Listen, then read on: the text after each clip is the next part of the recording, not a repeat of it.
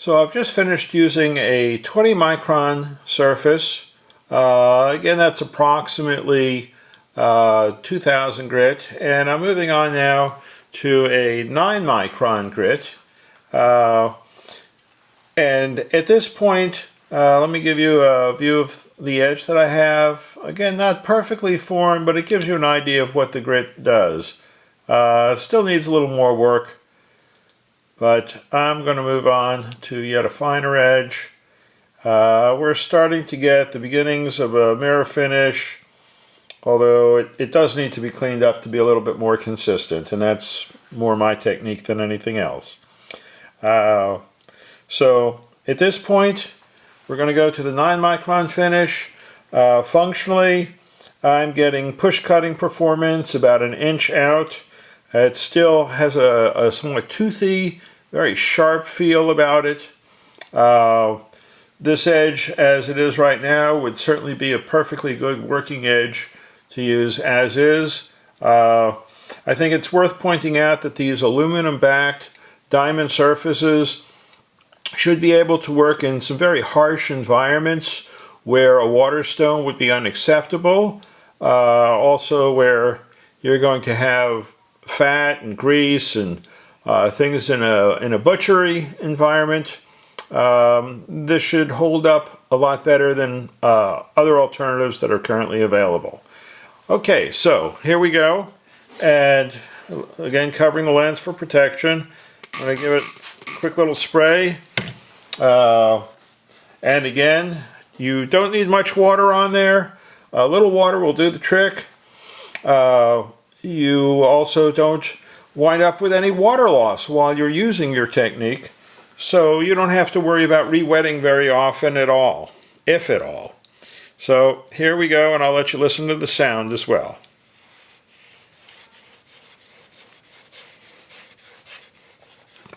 Again, even to start, a lot less noisy, but we're already starting to see some metal swarf.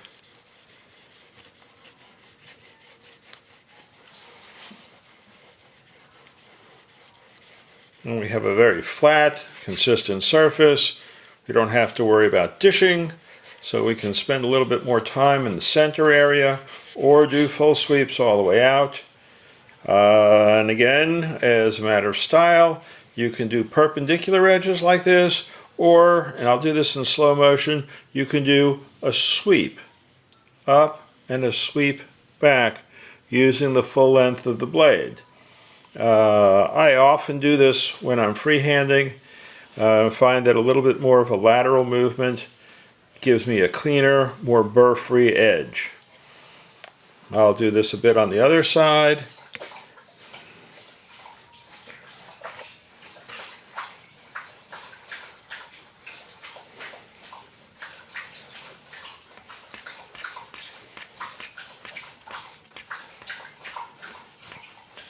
That noise in the background is my dog taking a drink. I'm sorry about that.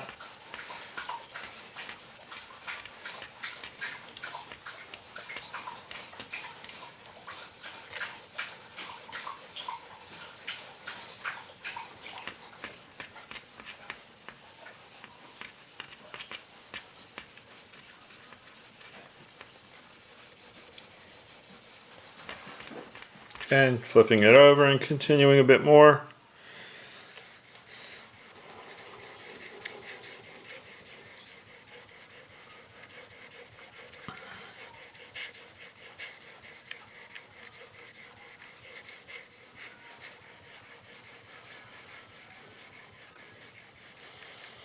And one of the things that's useful to do also is to look at the light reflection. I'm taking my hand off the knife, and by holding the edge at a constant angle and looking at the light reflections coming off the knife, you can more easily discern very small variations in your angle control.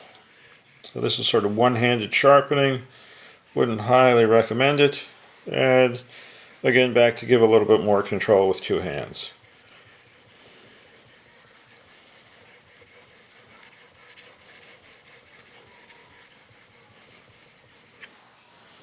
And again, a bit more on the other side.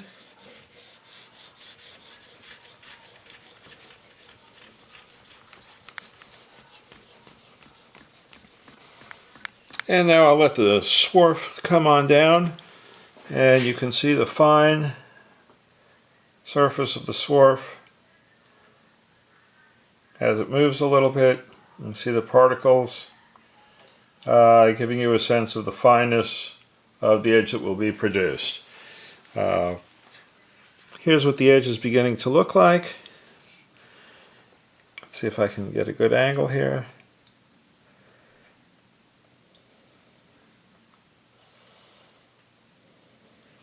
And on the other side,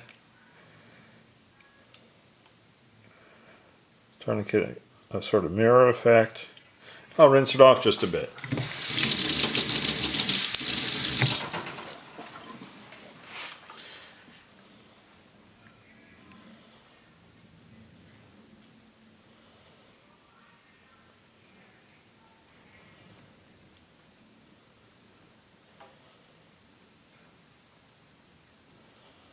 Okay.